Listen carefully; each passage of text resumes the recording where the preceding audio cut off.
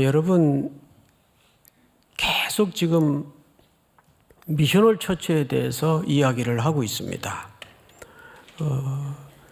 선교는 교회의 부흥의 전략도 아니고 교회 프로그램도 아닙니다.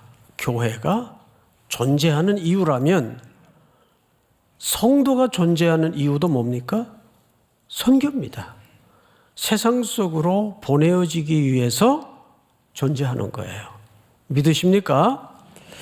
이제 오늘은 한번 제목을 좀 따라서 해보십시다. 같이. 성령으로 빚어지는 교회. 성령에 대한 담론은 너무 주제가 넓기 때문에 여러 각도에서 이야기하기에는 이 한 시간으로는 어림도 없습니다. 그래서 오늘은 요한복음 20장의 맥락에서만 성령이 우리에게 개인적으로 교회 공동체적으로 어떤 의미를 갖고 있는가에 좀 집중하도록 하겠습니다. 우리 20장 21절을 좀 볼까요? 제가 읽겠습니다. 예수께서 또 이르시되 너희에게 평강이 있을지어다. 이제 부활의 주님이 두려워 떨고 있던 제자들에게 나타나셔서 말씀하신 거죠. 예수께서 또 이르시되 너희에게 평강이 있을지어다.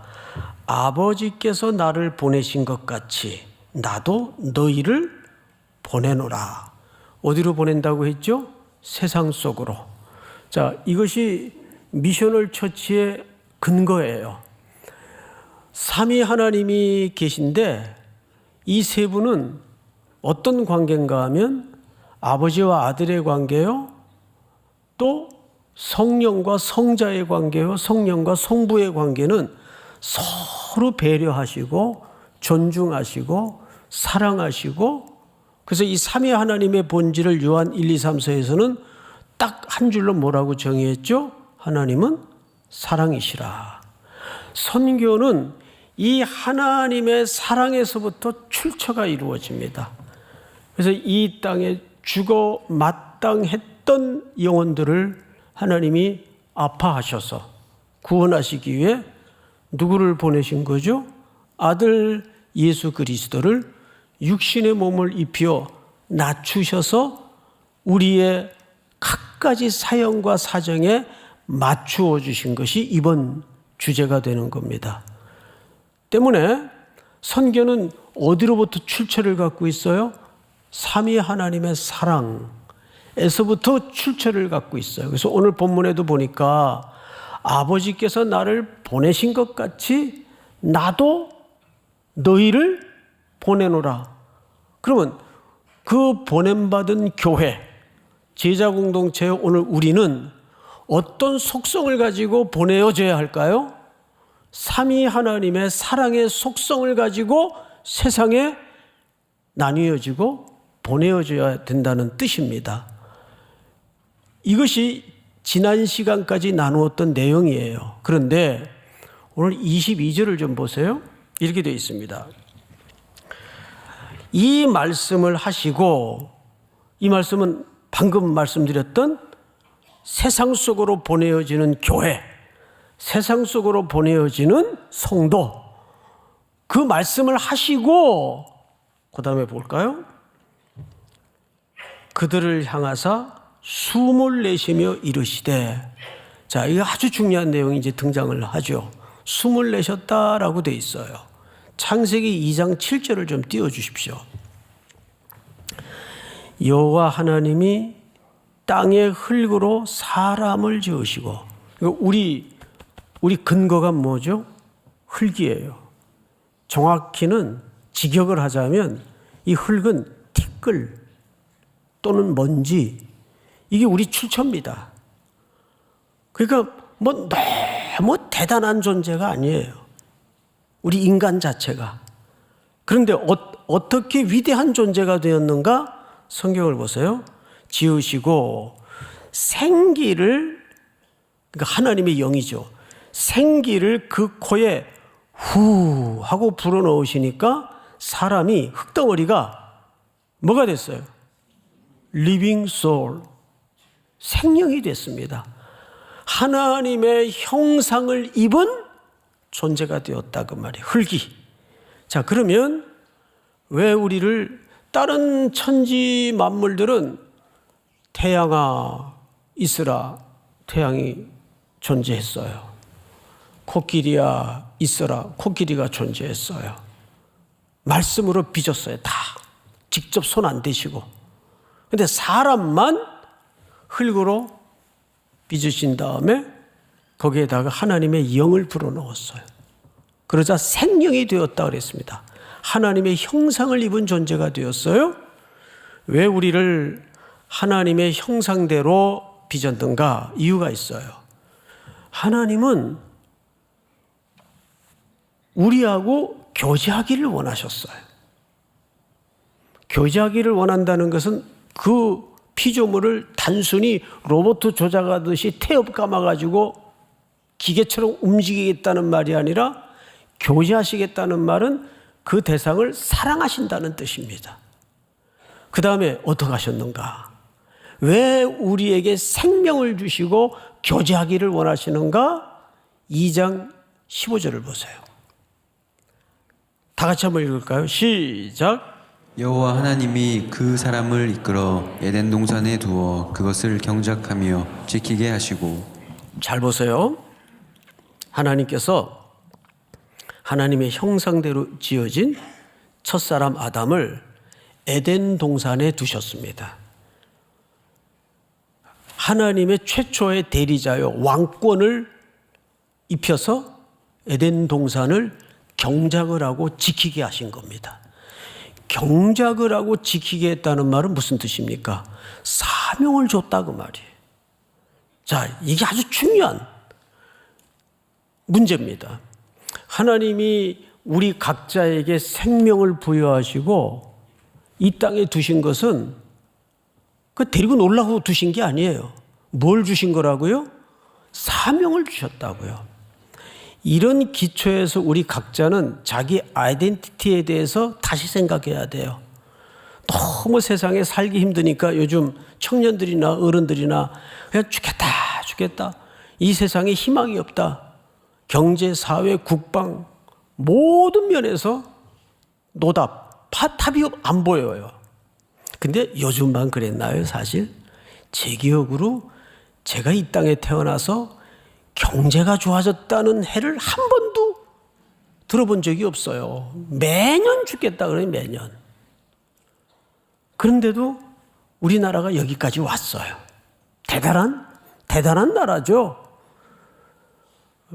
물론 한국 사람들이 부지런하고 똑똑하고 머리 좋아서 그런 까닭도 있지만 그 근본적인 것은 돌아보면 전쟁이 12번도 더 났을 수많은 위험들이 잠복하고 있습니다.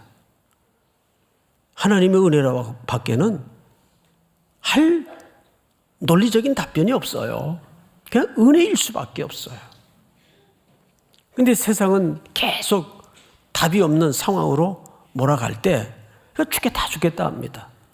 근데 이걸 아셔야 돼요. 이런 치열한 경쟁 사회 속에서 나 같은 게 뭐 역할 하겠나? 나는 여전히 영원한 루저인데 그럴까요? 아닙니다. 우리는 성경의 기초에서 나를 돌아봐야 돼요.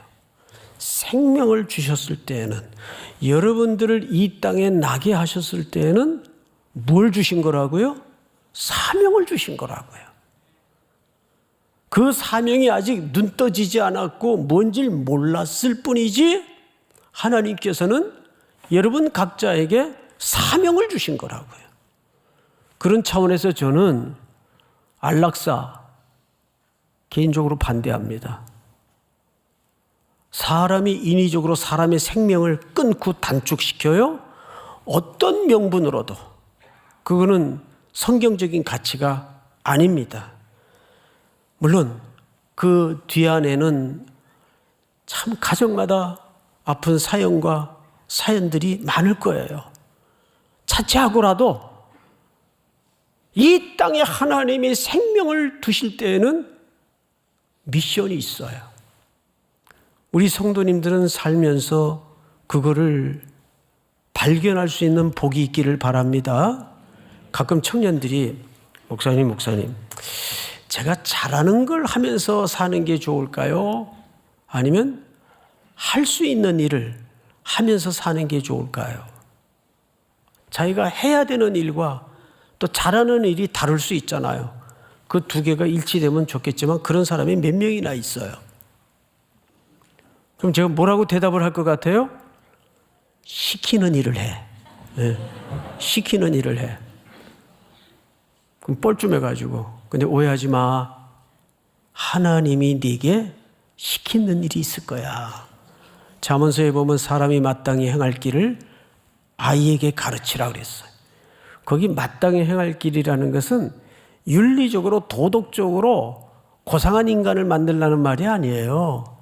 그 아이가 이 땅에서 생명을 부여받은 이상은 창조주 하나님에 의해서 걷도록 되어 있는 그 길, 그 뜻이에요. 그 히브리 원문을 보면 마땅히 행할 길이 그런 의미입니다. 그 아이가 하나님께로부터 이 땅에 생명을 부여받아 태어날 때 걷도록 되어 있는 그 길. 근데 우리나라 교육은 거기에서 너무 동떨어져 있잖아요. 그냥 계량화하고 수치화해서 그 틀에다 막 쑤셔 넣어요. 그래서 거기에서 낙오되거나 번나가면 그냥 전부 낙오자가 되고 루저가 되는 거예요. 그러니까 달리기를 잘할 수 있는 애도, 노래를 잘할 수 있는 애도 저마다 소양은 져버리고 사회가 요구하는, 시대의 표준이 요구하는 것에 그냥 목매어서 흘러가는 것뿐이죠. 얼마나 청년들이, 젊은 아이들이 비참해요. 여러분, 우리 그 초등학교, 저희 때는 국민학교죠. 국민학교 다닐 때 들어가면 무조건 외워야 되는 게 하나 있었어요. 뭔지 아세요? 아니, 여러분들이 그걸 어떻게 아세요? 국민교육 헌자. 저마다 각자의 소질을 개발하야. 이렇게 외웠던 게 있어요. 지금도 몇 구절이 기억이 나요. 그게 사실 가만히 뜯어보면 명문입니다, 그거. 예. 근데 교육 헌장대로 안 살잖아요. 교육도 그렇게 가지 않잖아요. 시대가 요구하는 인물을 만들지 각자가 부여받은 소양대로 인생길을 걷도록 두지 않잖아요. 그러니까 하나님은 이 땅에 우리에게 생명을 부여해서 나게 하실 때에는 하나님께서 그로 인해서 걷도록 하시는 길이 있단 말이에요. 오늘 창세기 2장 15절이 그 말씀이에요. 한번 띄워주실까요? 여호와 하나님이 그 사람을 이끌어 에덴 동산에 두어 그것을 경작하며 지키게 하시고, 이것이 첫사람 하나님의 대리자 아담에게 부여한 이 땅에 생명받은 자의 사명이었습니다. 자, 그런 차원에서 오늘 이 본문을 보면 볼까요? 22절. 이 말씀을 하시고 그들을 향하사 숨을 내쉬며, 여기 숨쉬는 하나님이신 예수 그리스도께서 숨을 밀어넣는 장면이 나옵니다. 이게 무슨 퍼포먼스일까요? 죽었던 인류를 부활하신 주님이 다시 살리시는 재창조의 퍼포먼스입니다. 예수님이 이 일 때문에 오신 거예요. 그래서 숨을 내쉬며 라는 말은 그냥 우리가 그냥 일반 호흡하듯 그런 개념이 아니고, 하나님께서 죽었던 인생들에게 사명도 잃어버리고 생명도 잃어버리고 고깃덩어리처럼 살아가던 생명들에게 재창조의 퍼포먼스를 하시는 거예요. 그 다음에 뭐라 그랬어요? 숨을 내쉬며 가라사대 성령을 받으라. 이 중요한 오늘 본론적 주제가 나오면 성령을 받으라. 여러분, 우리나라는 이 성령론이 조금 그 은사주의 쪽으로 또는 일부 그 과잉된 반응으로 들어와서 성령이 100이라면 그런 현상들은 그냥 5도 안 돼요. 5. 근데 너무 그 폐해가 커버린 나머지 뜨거워 해가지고 성령론에 대해서 우리 교회 같은 보수적인 교단에서는 아예 언급을 하기가 쉽지 않고 가르치질 않아 버렸어요. 반면에 많은 걸 잃어버리고 놓치고 살았죠. 성령님은 삼위 하나님 중에 한 분이세요. 그렇다면 성령님에 대해서 우리가 배우고 성령님에 대해서 철저하게 밀착된 삶을 살아야 될까요? 여전히 안 배워도 될까요? 배워야죠. 알아야죠. 성령님은 인격을 가진 분이에요. 근데 우리 한국교회 성도들은 성령 충만하다, 성령 받았다 그러면 무서워. 일단 막 눈빛이 달라지고, 예? 목소리가 이상해지고, 성령을 뭐 어떻게 받았는지 모르겠는데, 그 갈라디아서 5장 22절에 보면 성령의 9가지 열매가 나오는데, 그 열매라는 말이 원래 문법적으로는 복수인데 단수로 돼 있어요. 한 인격 속에 종합적으로 맺어야 될 결실이라 그 말이에요. 온유, 충성, 자비, 양선, 이런 덕목들은 자기 혼자 필요한 덕목입니까? 대인용입니까? 대인용이란 말이에요. 혼자 필요한 덕목이라면 혼자 뭘 참아요? 성질 부릴 대로 부리며 살지. 그런데 그 성령의 9가지 열매의 공통점은 대인용이라고요. 인격 속에서 종합적으로 드러나야 되는 결실과 열매라 그 말이에요. 자, 그러면 지금부터 왜 하나님은 예수님은 특별히 성령을 언급할 때 이 선교적 맥락에서 성령님을 동행시키는가? 이게 예수님이 어떤 선교나 전도에 대한 위임 명령을 할 때 반드시 동무처럼 짝을 지어 등장하는 명령어가 성령을 받으라, 성령과 함께. 자, 몇 군데만 볼까요? 마태복음 28장을 띄워보세요. 예수께서 나와 말씀하여 이르시되 하늘과 땅의 모든 권세를 내게 주셨으니 그러므로 너희는 가서 모든 민족을 제자로 삼아 아버지와 아들과 성령의 이름으로 세례를 베풀고, 다음 절 다 같이 시작. 내가 너희에게 분부한 모든 것을 가르쳐 지키게 하라. 볼지어다 내가 세상 끝날까지 너희와 항상 함께 있으리라 하시니라. 세상 끝날까지 항상 너희와 함께 있겠다는 약속을 지금 뭘로 하시고 계십니까? 성령님이 우리와 함께 내주해 계시잖아요. 그러니까 전도나 선교를 설명하실 때 오늘 요한복음 20장에서도 말씀하시지만은 반드시 누구를 동행시킵니까? 성령님을 동행시켜요. 누가복음 24장을 한번 띄워보실까요? 너희는 이 모든 일의 증인이라. 볼지어다 내가 내 아버지께 약속하신 것을 너희에게 보내리니 너희는 위로부터 능력으로 입혀질 때까지 이 성에 머물라 하시니라. 자, 여기서도 위로부터 능력으로 입혀질 때까지 성령이 오실 것을 약속하는 거예요. 그렇죠, 여러분? 마지막으로 유명한 사도행전 1장 8절 다 같이 시작. 오직 성령이 너희에게 임하시면 너희가 권능을 받고 예루살렘과 온 유대와 사마리아와 땅끝까지 이르러 내 증인이 되리라 하시니라. 자, 이제 확인이 다 끝났어요. 선교나 전도를 말씀하실 때는 반드시 누가 패키지로 동행하세요? 성령님이 패키지로 동행을 하세요. 왜 그럴까? 이제 막 그 한국 사람들의 그 정열, 그 특심의 열심, 이런 것을 강조해서 그냥 열심히 전도하고 막 뛰들고 나팔 불고 북치고 이러라는 얘기일까? 아닙니다. 여기에는 몇 가지 아주 중요한 이유가 있습니다. 한 3가지 정도로 축약해서 말씀을 드리겠습니다. 첫째,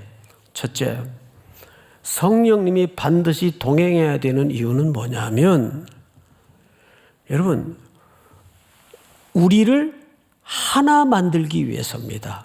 에베소 4장 3절을 볼까요? 평안에 매는 줄로 성령이 하나 되게 하신 것을 힘써 지키라. 이 문법을 잘 보세요. 하나 되게 하랍니까? 하나 되게 하신 것을 이미 하나가 되어졌는데 그 하나됨을 굳건히 지키라는 말입니까? 후자죠? 예. 그러니까 우리가 하나 돼야 된다. 이건 어법이 틀려요. 신학적으로 틀려요. 이미 우리는 그리스도의 몸으로 하나가 된 존재들입니다. 그 하나가 된 것을 힘써 지키라는 말은 누군가 이것을 찢고 깨고 부수려는 시도를 끊임없이 하고 있다는 얘기예요. 누굴까요? 에? 누구라고요? 난 아니라고요? 사탄의 졸개인 마귀 새끼들. 두 가지 전략을 써요. 몇 주 전에 말씀을 드렸죠. 첫째는 우는 사자와 같이, 그러니까 물리적으로 공격을 하고 고난을 주고 어려움을 주고. 근데 이런 쪽에는 역사적으로 교회가 학습이 잘 돼 있어요. 그게 더 공고해지고 더 단단해집니다. 어디서 주로 넘어지냐면 광명한 천사의 전략으로 들어올 때 하나님의 일을 하면서 은혜를 강조하면서 다 관계를 깨버립니다. 이제 선교 시즌 앞두고 이제 어느 형제에게 이번에 저기 목포 선교 같이 가서 좀 함께 도와주지 않을래요? 그러면 정색을 해요. 에이 목사님 절대 이제 전 선교 안 갑니다. 깜짝 놀래가지고 절대 그럴 형제가 아닌데 왜 그러냐고. 그러면 묻지 마세요. 생각도 하기 싫어요. 그 지난번 선교 가가지고 너무 상처를 받은 거예요, 이분이.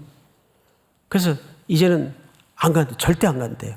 내가 금쪽 가든 휴가 써가면서 내 돈 써가면서 가서 그 모욕을 겪고 그 수모를 당해야 될 이유가 있냐고 막 화가 나가지고. 그래서 제가 너무 마음이 아프죠. 그 귀한 일을 하다가 무슨 사정이 있었는지는 모르지만 그냥 사람이 망가지고 깨지고 상처투성이로 남겨진 거예요. 어디서 잘못됐죠? 그건 개인적으로도 손실이지만 선교라는 명목으로 간 공동체가 큰 손실을 겪은 거죠. 항상 강조하는 바와 같이 일은 안 될 수도 있고 더딜 수도 있지만 사람은 깨지 말라고 그랬잖아요. 근데 늘 여기서 넘어지면 뒤도 안 돌아봐요. 이런 일들이 선교 때마다 벌어지죠. 워낙 현장이 복잡하고 많다 보니까. 그리고 긴장된 과정들이 얼마나 많습니까? 일을 준비하고 그걸 섬겨야 되는 과정에서. 성령으로 하나 된 것을 힘써 지키라는 말. 그러니까 성령님이 그렇게 미션을 통해서 동행해야 되는 이유는 첫째는 하나 되게 만드는 거예요. 하나됨을 해치지 않도록. 보세요. 오순절 마가의 다락방에 성령이 임할 때 개인적으로 임했죠. 그런데 그 자리가 공동체의 자리였어요. 그러면 성령님은 처음에 임하실 때 이 땅에 처음에 교회가 태동될 때 이중적으로 임했다는 얘기입니다. 개인 차원에서도 임했지만 공동체 차원에서도 임했어요. 우리가 하나 되자는 말은 세속적인 원리로 우리도 힘을 갖고 힘을 뭉쳐서 숫자를 불려가지고 파워를 보여주자. 이거는 세상의 원리예요. 교회는 세상을 향해서 규모나 크기나 숫자로 싸울 일이 1도 없어요. 오로지 하나님의 은혜로. 이 싸움의 원리를 제일 먼저 일찍이 간파했던 인물이 다윗 아닙니까?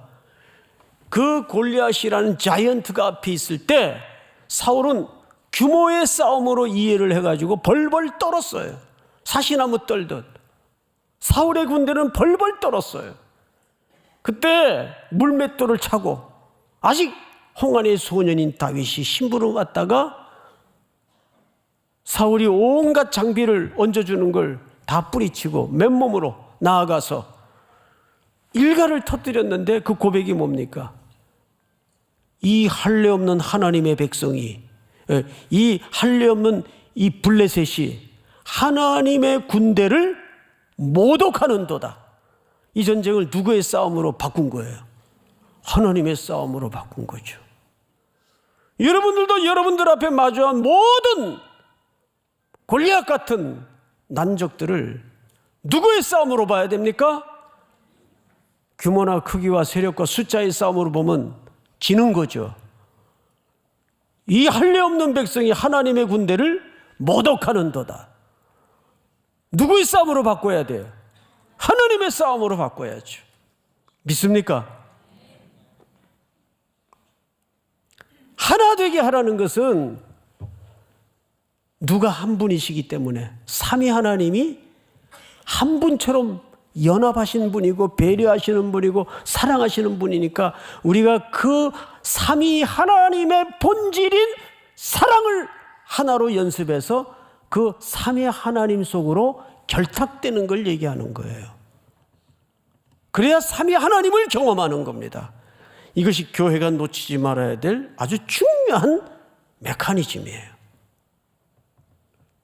두 번째는 첫째는 우리를 하나 되게 하시기 위해 성령님이 동행하신구나. 그러면 두 번째는 뭐예요? 두 번째는 그 하나됨의 사건을 통해서 그들이 누구를 경험하게 됩니까? 보내어진 자들이, 세상 속에 보내어진 자들이 누구를 경험하게 될까요? 하나님을 경험하게 돼요. 제가 저녁 예배 때인가 몇 주 전에 대만 선교 갔다 오다가 겪은 일을 잠깐 말씀드린 기억이 나요. 딱 그 얘기입니다. 이 비행기를 타고 가는데 옆에 처음 보는 청년이 앉았길래 3일교회 청년이세요? 뭐 대부분 다 청년이었는데 혹시 몰라서 3일교회 청년이세요? 그랬더니 누구세요? 그러더라고요. 나 3일교회 담임 목사라고. 근데 이분이 그를 만도한 게 교회 나온 지 얼마 안 돼요. 며칠 안 돼요. 뭐 한 주 조금 넘었다 그러던가 하여간. 근데 어디 선교를 따라왔냐 했더니 친구 따라 등록을 했는데 선교 시즌이라고 선교 가자고 막 대주겠다고, 그 회비 대주겠다고. 그래서 뭐 반강제적으로 등록을 하고 따라왔는데 예수를 안 믿는 사람이에요. 그 어떻게 가서 선교하려고 그랬더니 그냥 한 주간 급히 뭐 외우라 그래가지고 그 대만 말로 된 사형리 그거 외웠대요.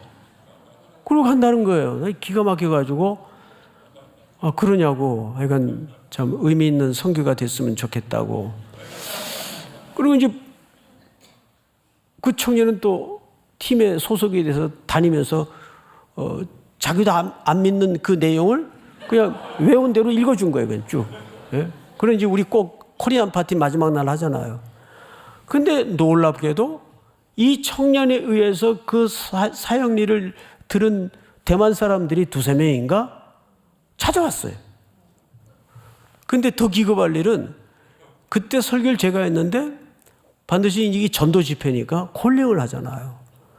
그 온 사람 중에 한 명이 영접 기도 일어날 때 손 들고 일어나서 기도를 받고 영접을 한 거예요. 그 자리에서. 누가 제일 놀랐을까요?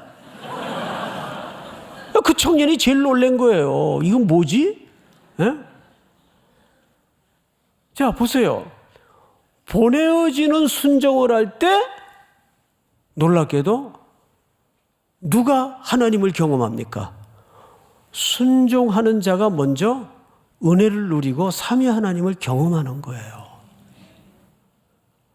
그러니까 성령님이 동행하는 데에는 그 선교 대상인 타켓만 목적이 있는 게 아니에요. 먼저 선교하면서 우리가 하나 되는 사랑을 연습해야 되고, 두 번째는 그 가운데 하나님을 경험하게 되고, 우리 요한복음 13장을 한번 띄워주실까요? 자, 세 번째입니다. 새 계명을 너희에게 주노니 서로 사랑하라. 내가 너희를 사랑한 것 같이 너희도 서로 사랑하라. 너희가 서로 사랑하면 이로써 모든 사람이 너희가 누구의 제자인 줄 알게 됩니까? 네. 여러분들이 하나 되어 사랑하는 연습을 하는 가운데 세상은 교회에 매력을 갖기 시작합니다. 야, 저 사람들은 맨날 좀 뭐 하는 거지? 툴툴거리고 비아냥거리면서도 궁금해지는 거예요. 이게 사실은 교회 공동체에 설명할 수 없는 매력이 돼야 돼요. 그런데 맨날 교회가 뉴스에나 나고 시대의 빌런이 돼가지고 사건 사고 나면 목사장로 안 빠지는 경우가 없고 이러면 되겠어요? 이제 한국교회는 그동안 인적 물적 어마어마하게 누리고 받은 은혜들을 이제 고여놓지 말고 우리 교회가 갖는 3대 비전을 위해서, 그래서 이번 여러분들이 드리는 성탄 헌금도 지난주 안내해 드린 것처럼 이제 내년 70주년 때 그 마곡동에 또 목동에 그 지역의 선물로 깃발을 꽂을 두 교회를 3년 동안 지원하는데 쓰여질 겁니다. 여러분, 많은 액수가 중요한 게 아니에요.